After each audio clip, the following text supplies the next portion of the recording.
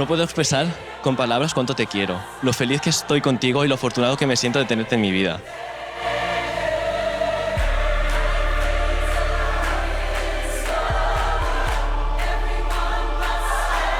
De pequeña crecí viendo películas románticas y lo sigo haciendo, para qué engañarnos.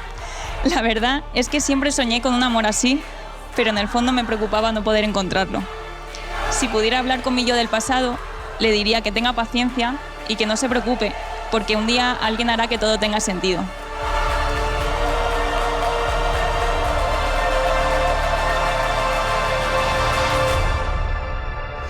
Tú fuiste esa bonita casualidad del destino.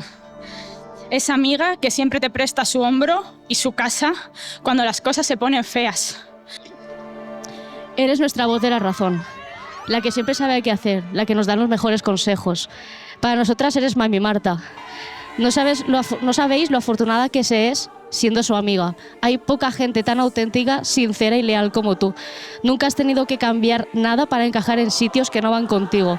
Y eso es algo que nos encanta de ti, lo auténtica que eres. Arnau, te traslado una de las últimas palabras de nuestro padre en una de mis últimas conversaciones con él.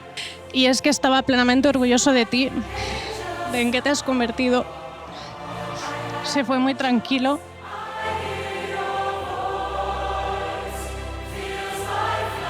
Ellos viven en nosotros, perduran en nosotros. Así que recordémoslos con júbilo y con alegría, porque os aseguro que están aquí también. En cada risa, en cada abrazo, en cada paso que demos.